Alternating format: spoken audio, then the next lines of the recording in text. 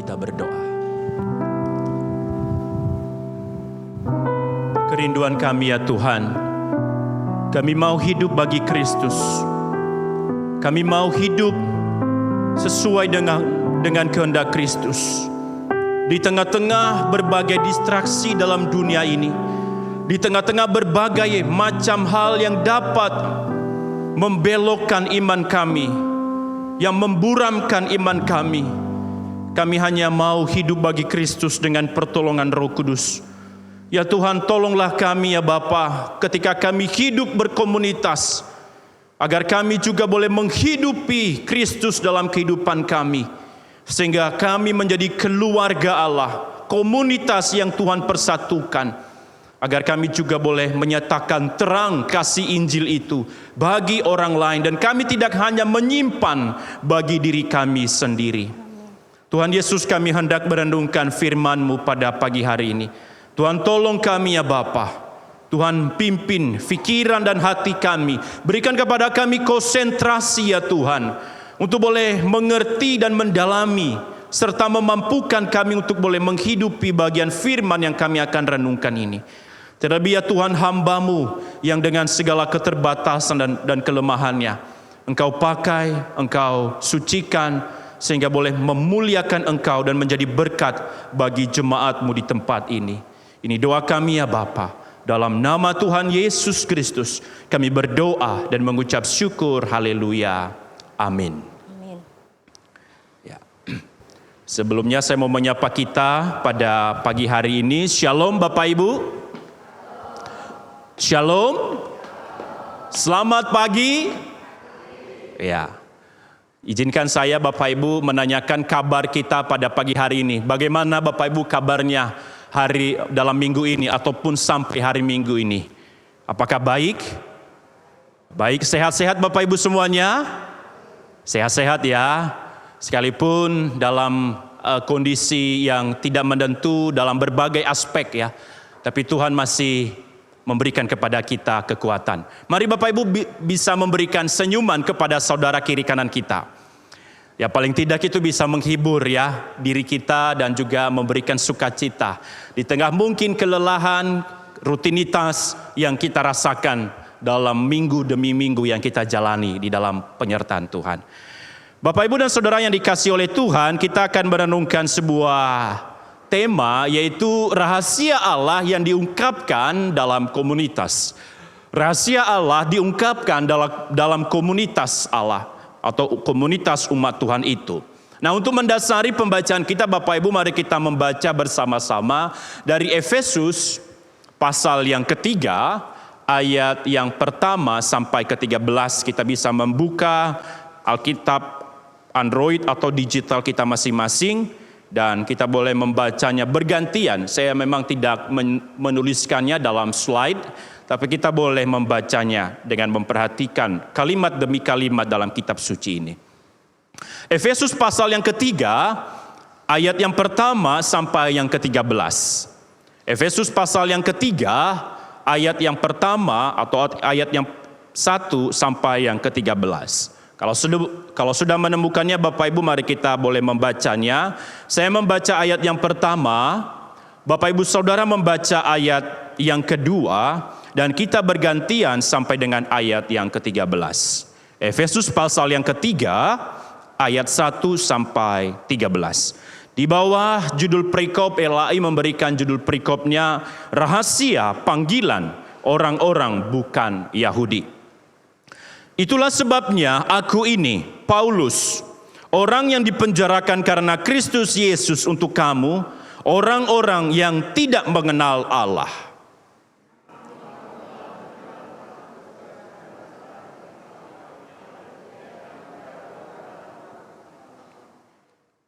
Yaitu bagaimana rahasianya dinyatakan kepadaku dengan wahyu, seperti yang telah kutuliskan di atas dengan singkat.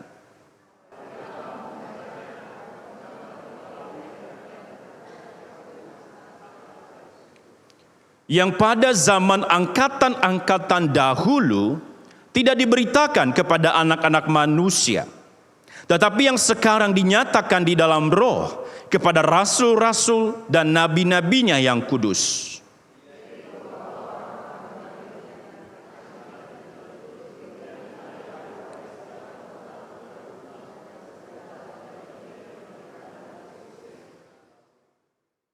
Dari Injil itu aku telah menjadi pelayannya, menurut pemberian kasih karunia Allah yang dianugerahkan kepadaku sesuai dengan pengerjaan kuasanya.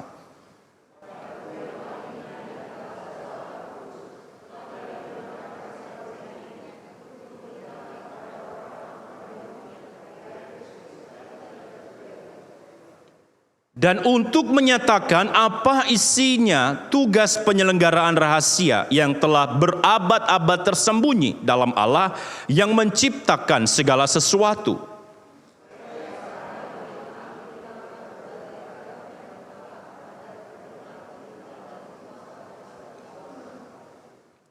Sesuai dengan maksud abadi yang telah dilaksanakannya dalam Kristus Yesus Tuhan kita.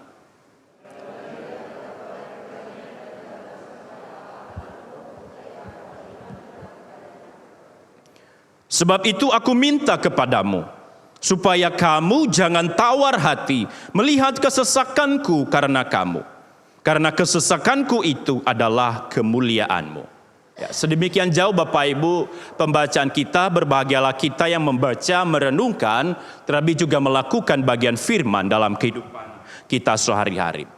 Saudara, tema kita adalah rahasia Allah diungkapkan dalam komunitas, ya.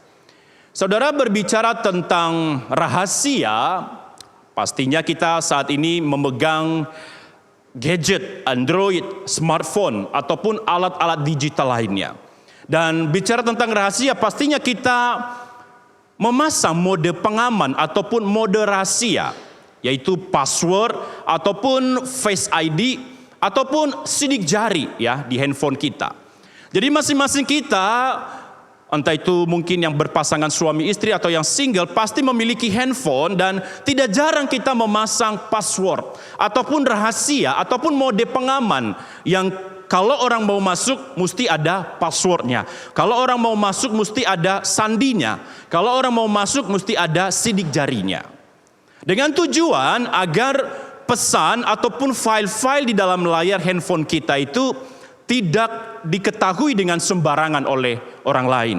Dan mungkin kita memberitahukan password ataupun sandi HP kita itu kepada saudara kita atau anak kita ataupun kepada istri dan suami kita. Jadi kita hanya kepada orang-orang tertentu memberitahukan password atau sandi. Jadi kita tidak memberikan dengan sembarangan sandi ataupun password handphone kita. Nah, masing-masing sandi sekarang ini Bapak Ibu ada banyak, ya. Ada Face ID dengan wajah atau sidik jari melalui jari kita ataupun melalui angka. Demi pengamanan daripada handphone ataupun file-file kita yang kita pegang sehari-hari. Nah, Bapak Ibu dan Saudara yang dikasihi oleh Tuhan, bicara tentang rahasia, di dalam teks yang kita baca ini Allah juga menyatakan rahasianya kepada Rasul Paulus. Allah menyatakan rahasia yang sangat kekal itu kepada Rasul Paulus yang telah berabad-abad belum Allah nyatakan di dalam Kristus, yang orang-orang Israel itu menanti-nantikan di dalam sejarah penebusan. Tetapi Allah sekarang ini menyatakan rahasia kekal itu di dalam Kristus. Sehingga Rasul Paulus memang mengatakan bahwa dia itu menyatakan rahasia kekal Allah di dalam Yesus Kristus. Dia menyatakan bahwa Kristus telah menyatakan dirinya. Rahasia kekal Allah itu diwujud nyatakan di dalam Kristus Yesus. Sehingga saudara, kalau kita manusia cenderung untuk menyimpan atau menyembunyikan rahasia ataupun mencoba mengamankan daripada handphone kita tadi ataupun dengan melalui password atau apapun itu, tetapi berbeda dengan Allah. Allah menyatakan rahasianya. Allah menyatakan hal yang Ia ingin sampaikan kepada umat manusia dalam dunia ini, yaitu Dia mau menyatakan keselamatan Allah di dalam Yesus Kristus. Sehingga ini konteksnya saudara, Paulus mau menyatakan hal itu. Dan perlu kita ketahui saudara, ketika Rasul Paulus menuliskan bagian ini, dia sedang berhadapan dengan orang-orang yang sulit pada masa itu Bapak Ibu. Yaitu ada orang-orang Yahudi dan juga orang-orang Romawi pada saat itu. Dan kita perlu juga mengetahui bahwa Paulus menuliskan konteks surat ini Bapak Ibu, yaitu ketika ia ada di dalam penjara. Ya. Paulus ada di dalam penjara dan kondisinya sedang tidak baik, yaitu tangan dan kakinya sedang dirantai. Dan jemaat Efesus sangat khawatir, tapi dia tetap menuliskan suratnya kepada jemaat Efesus. Rahasia yang mesti disampaikan atau dinyatakan kepada jemaat Efesus. Jadi Rasul Paulus bukan menulis Bapak Ibu di dalam kondisinya yang nyaman. Rasul Paulus bukan menulisnya di dalam kondisi yang baik ataupun dalam kondisi yang lagi bersantai, tidak. Tetapi ia sedang menulis di dalam penjara, yaitu di dalam pemerintahan Romawi ataupun di bawah kekaisaran Raja Nero.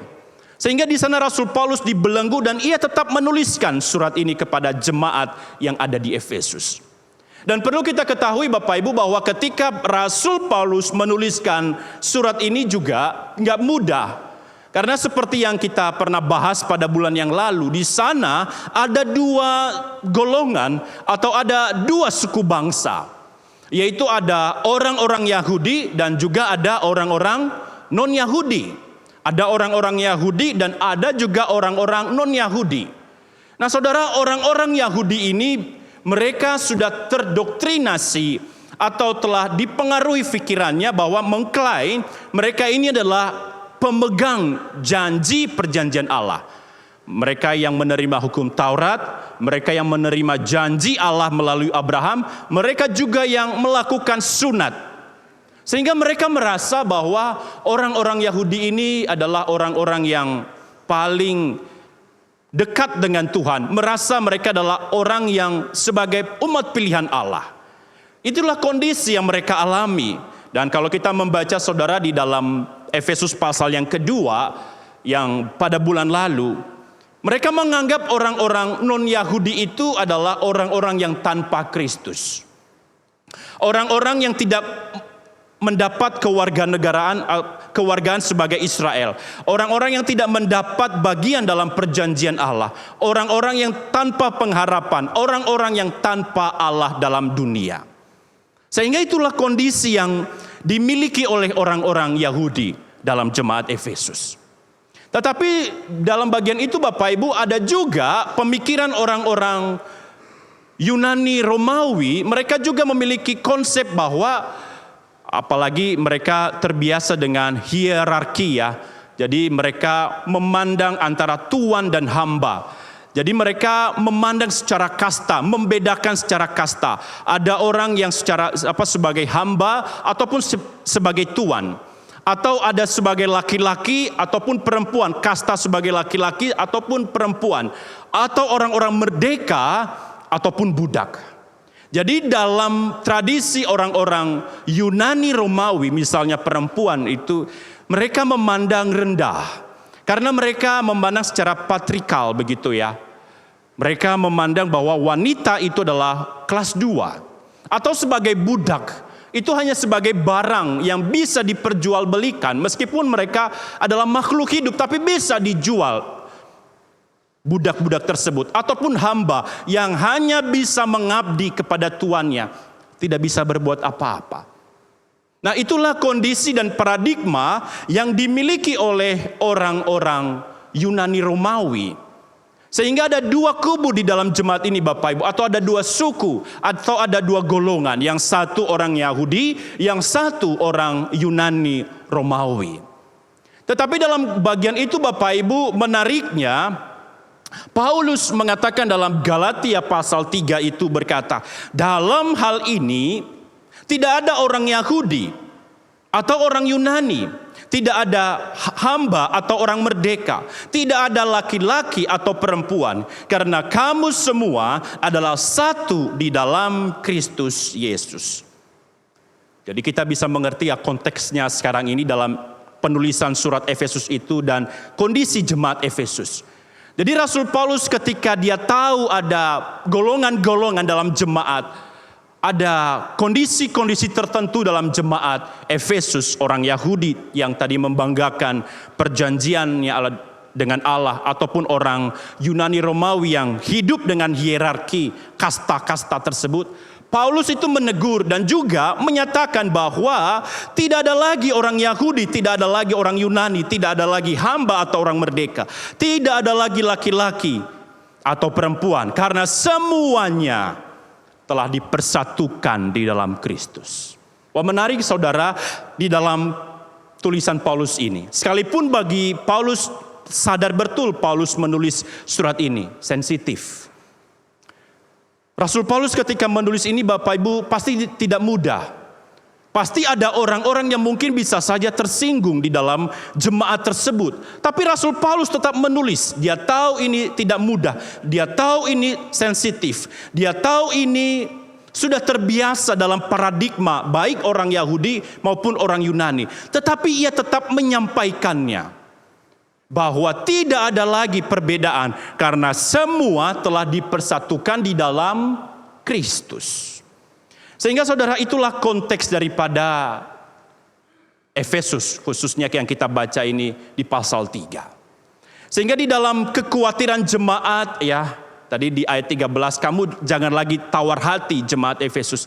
Paulus juga memberikan kalimat atau penguatan secara pastoralnya. Nah saudara, ketika kita saat ini mengkaitkan, ya, lalu apa kaitannya dengan komunitas, ya? Rahasia Allah dinyatakan melalui komunitas.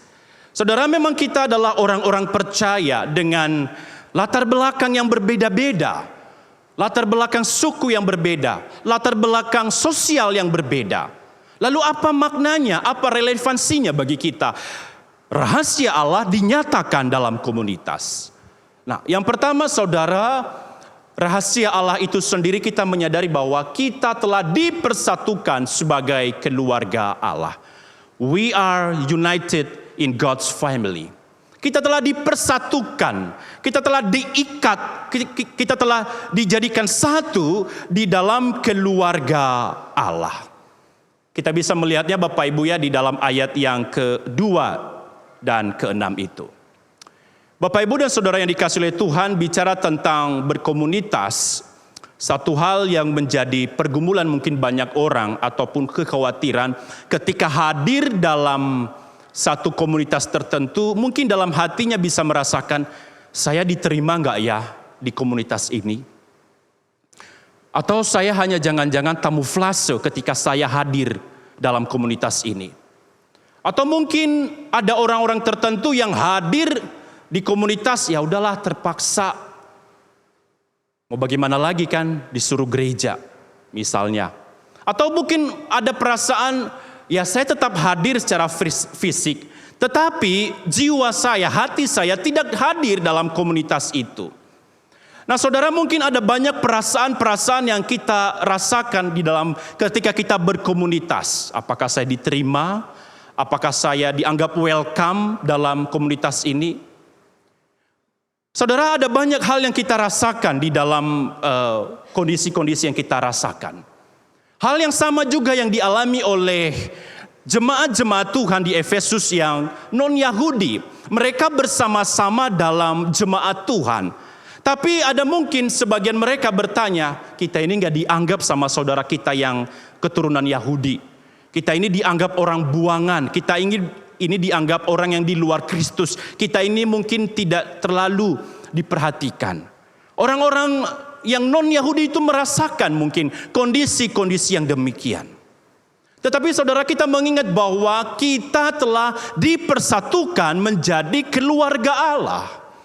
Kita telah diikat di dalam Kristus Yesus. Dengan berbagai latar belakang kita, dengan berbagai latar belakang sosial kita, dengan berbagai kondisi yang saudara dan saya alami. Sama dengan jemaat di Efesus, khususnya orang-orang Yahudi. Hal yang sama mungkin dialami. Tetapi saudara, menariknya Paulus itu di dalam ayat yang ke-6, kita bisa melihat saudara di dalam ayat yang ke-6 berkata, bahwa orang-orang bukan Yahudi karena berita Injil turut menjadi ahli waris dan anggota-anggota tubuh serta peserta janji yang diberikan dalam Kristus Yesus. Di tengah kegalauan mungkin saya membayangkan perasaan orang-orang non-Yahudi yang ada juga di dalam gereja, yang juga ada golongan orang Yahudi. Paulus juga mengatakan, enggak, baik orang Yahudi maupun orang non-Yahudi, kita sama-sama adalah keluarga Allah. Bahwa orang-orang bukan Yahudi karena berita Injil turut, ya, kita bisa menggarisbawahi itu Bapak Ibu, turut menjadi ahli waris, ya. Turut menjadi anggota-anggota tubuh, turut menjadi peserta janji yang diberikan dalam Kristus Yesus. Nah, saudara, bicara tentang ahli waris, ya, kita tahu Bapak Ibu kalau kita memiliki anak laki-laki, pasti warisan kita berikan bukan sama anak laki-laki kita. Apalagi kalau garis perhitungannya dari sisi laki-laki atau patrilinear. Sehingga saudara, ketika diberikan ahli waris adalah dinyatakan secara legal, secara hukum, dinyatakan secara sah, baik di hadapan manusia maupun di hadapan Allah. Jadi bukan hanya sekedar menikmati atau sekedar sebagai penumpang, tetapi Rasul Paulus mengatakan di dalam ayat yang ke-6, kamu turut menjadi ahli waris. Ahli waris apa? Ahli waris kerajaan Allah, ahli waris kerajaan Kristus yang telah ia nyatakan di dalam kasih karunia Kristus. Sehingga Rasul Paulus mau memberitakan kepada jemaat Efesus, kamu orang Yahudi yang telah percaya kepada Kristus ataupun orang non-Yahudi, kita sama-sama adalah keluarga Allah, bahkan khususnya kepada orang-orang non-Yahudi. Jadi tidak ada pembedaan, tidak ada dualisme, tidak ada yang lebih tinggi kastanya antara satu dengan yang lain. Sehingga saudara, di dalam bagian itu kita bisa melihat turut menjadi anggota-anggota tubuh. Wah, menarik, Rasul Paulus ini memberikan contoh Bapak Ibu, anggota-anggota tubuh seperti tangan, kaki. Satu kesatuan utuh dalam satu tubuh. Tidak mungkin tangan berkata kepada kaki, saya nggak membutuhkan kaki. Atau kaki mengatakan, saya tidak membutuhkan mata. Tetapi Paulus mengatakan, kamu orang-orang bukan Yahudi turut menjadi anggota-anggota tubuh. Tubuhnya siapa? Tubuhnya Kristus. Tubuhnya Kristus di dalam gereja yang Tuhan telah persatukan. Kita sebagai umat Allah, khususnya di kalangan kita jemaat GKKA. Sehingga Rasul Paulus tidak mengatakan kamu di luar tubuh, tidak. Tapi satu kesatuan tubuh. Mata tidak bisa mengatakan saya nggak membutuhkan tangan atau sebaliknya. Tetapi saling membutuhkan, itu maksud Paulus. Saling bersatu, saling menopang satu sama lain dan saling melengkapi, layaknya seperti sebuah tubuh. Yang berikutnya Bapak Ibu dikatakan, dan peserta janji. Nah, kalau tadi orang-orang Yahudi mengklaim janji itu kan diberikan kepada kami melalui Abraham. Mereka bangga orang-orang Yahudi itu, jemaat orang percaya yang Yahudi. Tapi Rasul Paulus mengatakan yang turut menjadi peserta dalam janji. Janjinya siapa? Janjinya Kristus. Janji yang diberikan dan dinyatakan bagi orang-orang percaya melalui Kristus yang telah berkorban dan mati di atas kayu salib. Sehingga tidak ada lagi pembedaan. Itulah yang Rasul Paulus ingin sampaikan kepada jemaat di Efesus di tengah-tengah komunitas. Entah gereja, entah mungkin persekutuan pada masa itu di abad-abad pertama. Sehingga saudara, di dalam Efesus pasal 2 ayat 19 itu berkata begini. Demikian kamu bukan lagi orang asing dan pendatang, melainkan kawan sewarga dari orang-orang kudus dan anggota-anggota keluarga Allah. Jadi kamu bukan lagi orang asing, bukan lagi pendatang, tapi kita adalah anggota keluarga Allah. Sehingga saudara, kita bukan lagi hamba ataupun orang lain. Yesus sendiri pernah menegaskan dalam Yohanes pasal 15. Aku tidak lagi menyebut kamu lagi hamba, sebab hamba tidak tahu apa yang diperbuat oleh tuannya. Tetapi aku menyebut kamu sahabat karena aku telah memberitahukan kepada kamu segala sesuatu yang telah kudengar dari Bapakku.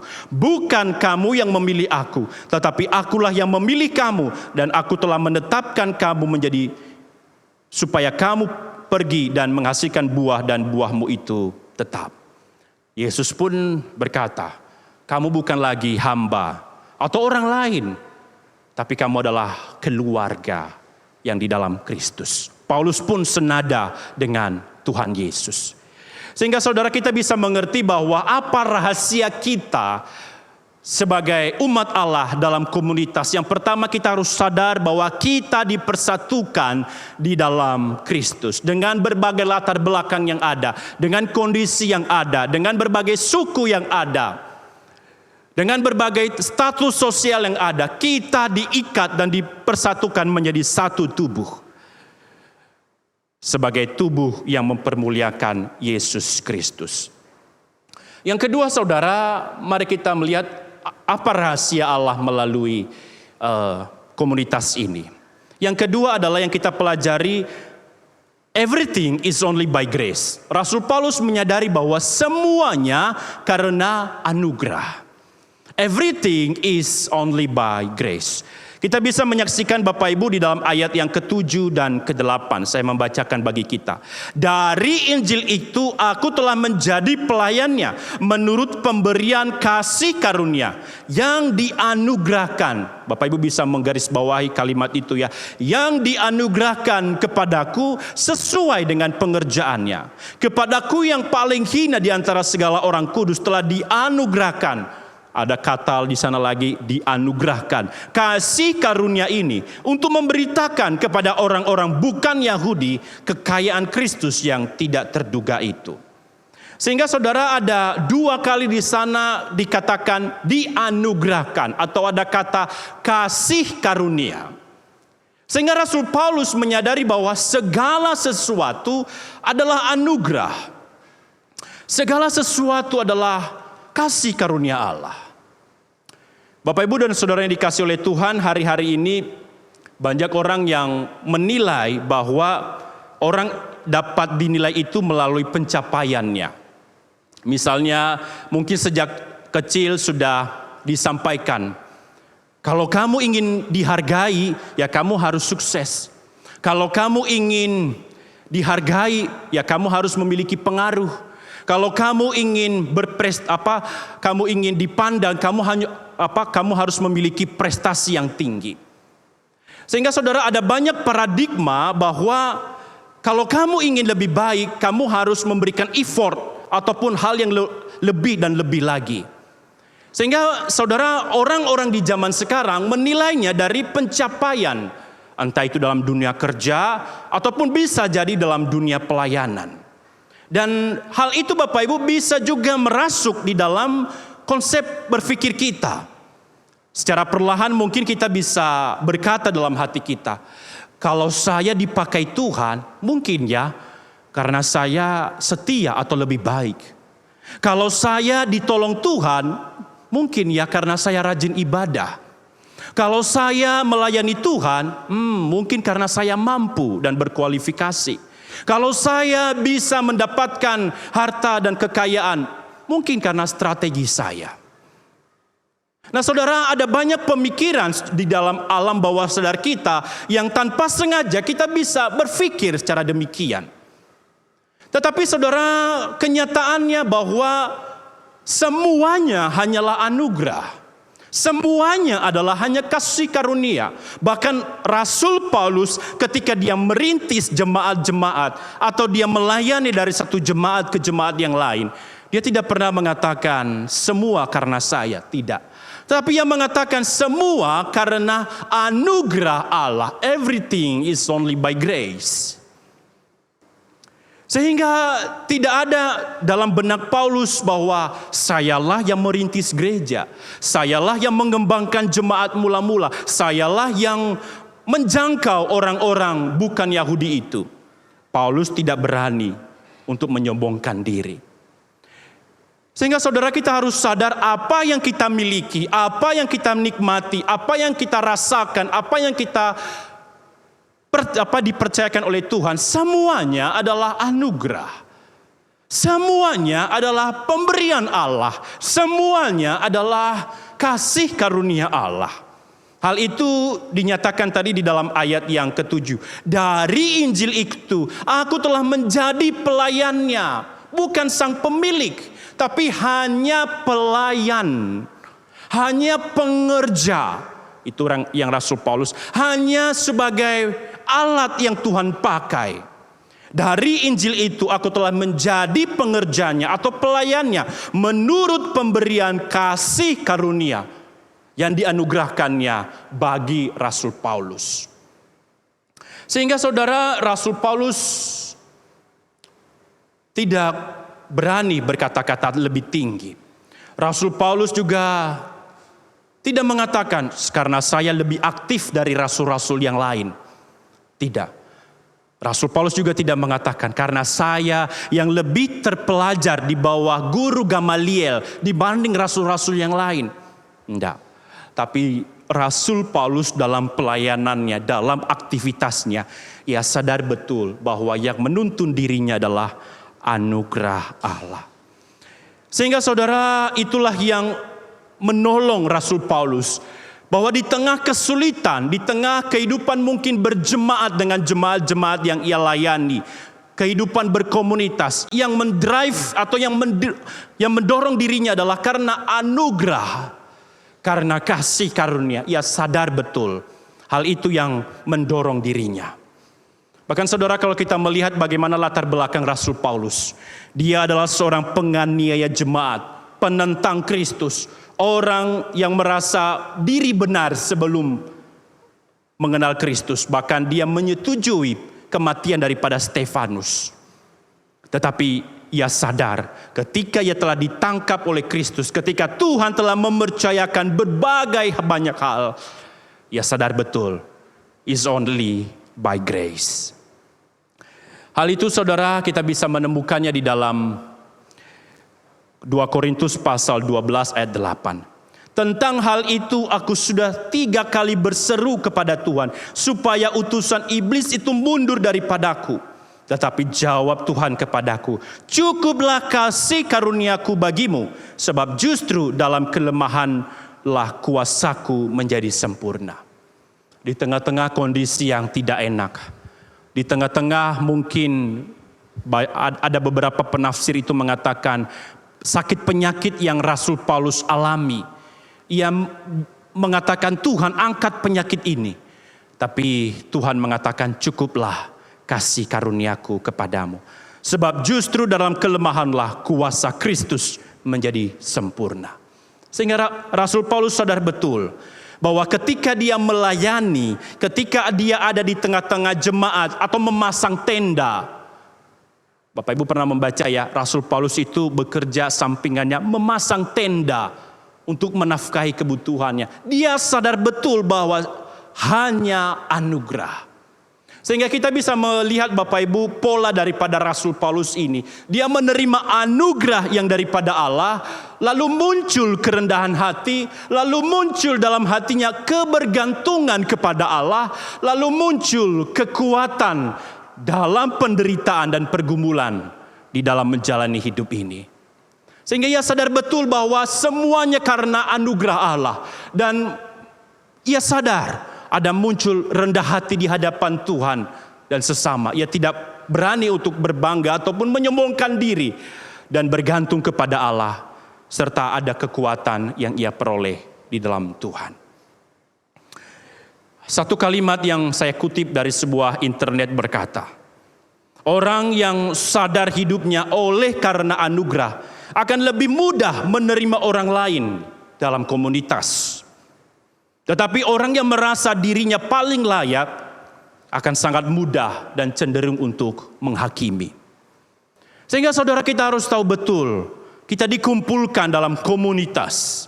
Entah dalam PDP, komisi, gereja, keluarga besar, komunitas pekerjaan. Kita tahu bahwa kita hadir di situ adalah sebagai anggota keluarga Allah yang membawa terang.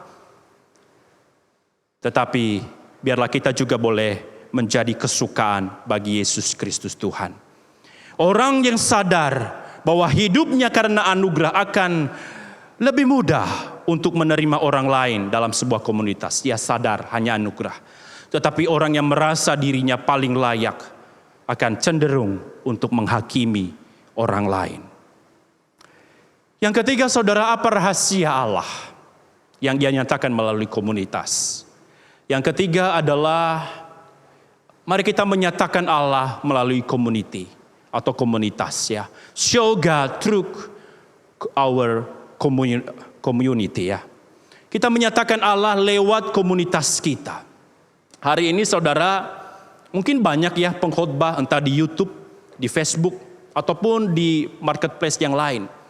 Tetapi yang orang butuhkan sekarang ini bukan hanya sekedar teori, bukan hanya sekedar kata-kata yang manis. Tetapi yang orang sekarang ini mau lihat adalah bagaimana keteladanan hidupnya, bagaimana perilakunya, bagaimana sikap hidupnya, bagaimana keputusan-keputusan yang diambil dalam kehidupan sehari-harinya. Sehingga mungkin Bapak Ibu pernah mendengar sebuah kalimat, talk less, do more. Sedikit berbicara tapi banyak melakukan. Hari ini mungkin sudah banyak ribuan ataupun jutaan teori yang kita ketahui. Tetapi yang orang hari ini rindu adalah bukan hanya sekedar teori. Tetapi apa? Teladan hidup. Baik saya maupun Bapak Ibu jemaat semuanya. Betapa pentingnya teladan hidup. Sekalipun dia tidak bersuara, tetapi orang akan melihat, wah, kok cara hidup Contoh Eka begini ya? Wah, kok keluarga Contoh Eka begini ya? Akan dilihat cara hidup, teladan hidup. Jadi tidak hanya sekedar teori. Nah saudara, di dalam poin ketiga ini, rahasia Allah dinyatakan melalui komunitas. Mari kita yang hidup dalam komunitas menyatakan Allah, menghidupi Allah di dalam komunitas lewat keteladanan hidup. Rasul Paulus di dalam penderitaannya, di dalam surat-suratnya, dalam kesabarannya, dalam kesetiaannya, dalam kerendahan hati, Rasul Paulus dia menyatakan untuk menyatakan Allah lewat kehidupannya bagi orang-orang atau jemaat yang ia layani. Gak gampang. Tapi Rasul Paulus mencoba menghidupi. Orang bilang itu integritas ya. Jadi cocok apa yang dikatakan dan juga dilakukan. Apa yang diungkapkan dengan yang dilakukan. Sehingga saudara, itulah yang Allah rindukan melalui rahasia bagi komunitas kita. Sehingga saudara, bukan lagi pertanyaan bagi kita sekarang ini seberapa sering kita hadir dalam komunitas. Seberapa sering kita hadir dalam ibadah. Sekalipun memang itu penting. Bukan juga pertanyaannya Bapak Ibu, seberapa banyak kita meluangkan waktu kita. Ataupun seberapa banyak kita berkumpul dalam komunitas kecil yang kita miliki. Tetapi pertanyaannya adalah, apakah melalui komunitas yang telah kita nikmati dan hidupi dalam bergereja, dalam berkomunitas, dalam berkomisi, dalam dunia kerja, dalam keluarga, apakah hal itu berdampak bagi orang lain, bagi pasangan, bagi anak-anak, bagi keluarga, mencerminkan karakter Kristus, termasuk saya Bapak Ibu? Apakah hal itu juga matching dengan teori yang kita tahu dengan kelakuan kita? Bagaimana cara nada kita kepada anak kita ketika kita suruh? Bagaimana kata-kata kita kepada pasangan kita, entah itu suami atau istri kita? Bagaimana ketika kita mengelola keuangan kita? Bagaimana cara kita memperlakukan karyawan kita ketika kita dipercayakan karyawan? Bagaimana kita mengelola emosi atau keamarahan kita dalam keluarga? Oh saudara, bukan hanya sekedar teori, tetapi ini betul-betul peperangan kedagingan, peperangan rohani dengan kuasa yang daripada Roh Kudus. Karena kita ini adalah manusia yang penuh kedagingan dan kelemahan. Sehingga saudara, itulah yang Rasul Paulus nyatakan bahwa gak gampang. Tapi Rasul Paulus juga memberikan teladan hidup dalam kesetiaan dan juga kerendahan hatinya. Bapak, Ibu, dan saudara yang dikasihi oleh Tuhan, di dalam ayat yang ke-12 itu berkata bagi kita, di dalam Dia kita beroleh keberanian dan jalan masuk kepada Allah dengan penuh kepercayaan oleh iman kepada Allah Bapa di surga. Sehingga kita memiliki keberanian, Bapak, Ibu, Saudara, untuk menghadap. Karena kita juga bukan hanya sekedar teori, tapi dengan pertolongan Roh Kudus untuk menghidupi apa yang telah kita pelajari dalam kehidupan kita. Bapak, Ibu, Saudara, apa yang kita bisa rangkum dari bagian ini? Bahwa Allah telah mempersatukan kita menjadi keluarganya, dalam keluarga Kristus. Yang kedua, hanya anugerah. Yang ketiga adalah menyatakan Allah lewat komunitas. Apa yang kita bisa lakukan? Yang pertama, saudara, marilah kita memiliki kerinduan untuk bertumbuh melalui komunitas dan jangan saling menjauh. Orang bisa hadir dalam gereja, orang bisa saling bersalaman, tetapi tidak hanya berhenti di sana, tapi mari kita boleh saling memperhatikan, berjabat tangan dan bertanya, bagaimana keadaan? Apa yang bisa saya doakan? Apa yang bisa saya bantu dalam doa? Mungkin saya tidak bisa membantu secara keuangan. Apa yang saya bisa support secara nasihat? Saudara, itulah bukti yang nyata bahwa kita memang adalah keluarga Allah yang telah dipersatukan oleh Allah.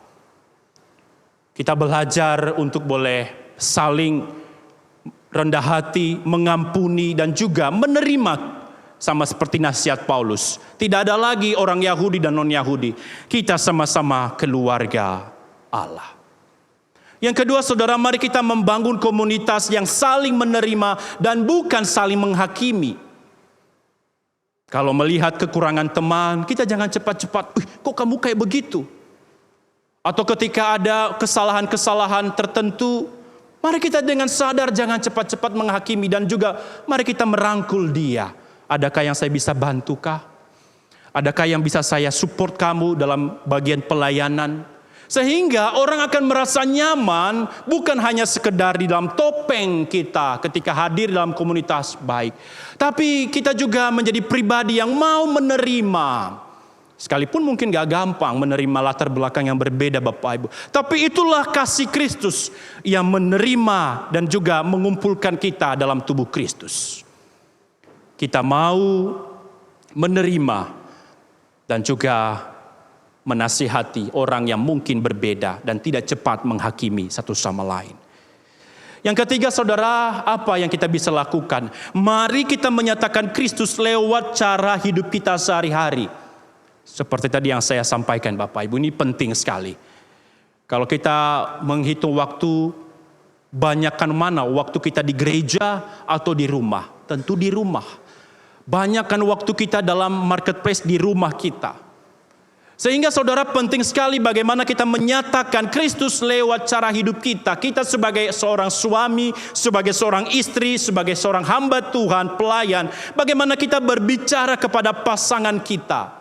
Bagaimana kita memperlakukan anak-anak kita. Bagaimana kita mengontrol nada atau emosi kita.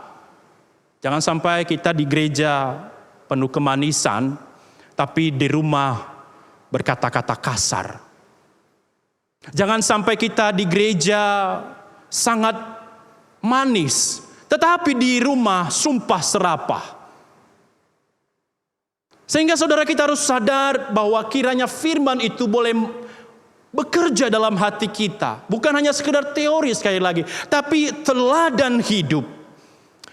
Bagaimana kita bisa menyelesaikan konflik, entah dengan rekan, dengan keluarga. Bagaimana kita bisa mempergunakan uang yang Tuhan percayakan ini demi kemuliaannya. Nah, sekali lagi. Jadi bahkan di dalam seluruh kehidupan kita, Bagaimana hal itu connected dengan Tuhan, berhubungan untuk mempermuliakan Allah. Sehingga lewat kehidupan kita menyatakan Kristus.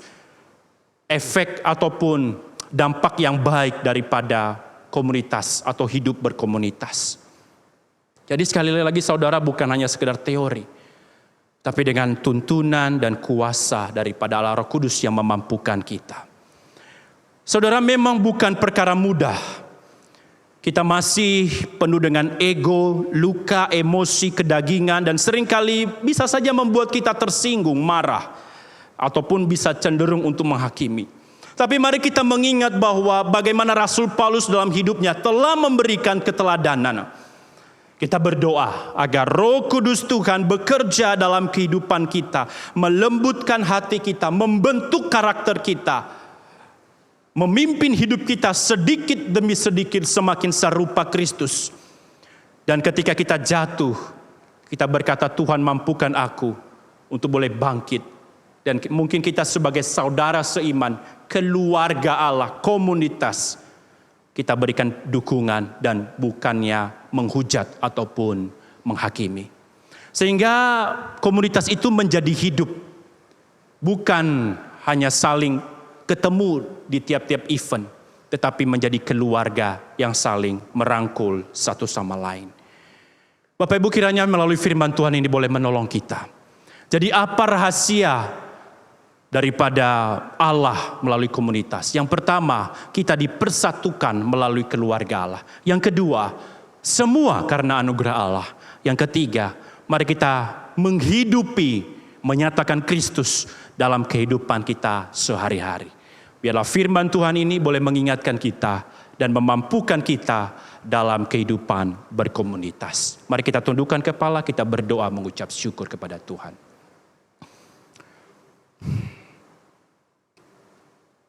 Kami sadar Tuhan, bahwa kami ini adalah manusia yang masih penuh dengan keegoisan, keberdosaan, kedagingan. Kami tidak mampu ya Tuhan, dan mungkin kami bisa saja mudah tersinggung ataupun kecewa. Tetapi mampukan kami ya Tuhan, melalui komunitas yang Tuhan telah percayakan, tolong kami dengan Roh Kudus-Mu, agar Engkau memampukan kami untuk boleh menghidupi karakter-karakter sesuai dengan Kristus. Dikala kami jatuh, dikala kami lemah, dikala kami terbatas, ingatkan kami ya Tuhan lewat janji-janji firman-Mu, lewat firman yang telah kami dengar dari minggu ke minggu, sehingga itu boleh menyegarkan jiwa raga kami. Tuhan pimpin kami, pegang tangan kami dengan kuasa Roh Kudus-Mu, agar kami dapat menghidupi firman yang telah kami dengar saat ini. Ini doa kami ya Tuhan, dalam nama Tuhan Yesus kami berdoa dan mengucap syukur, haleluya, amin.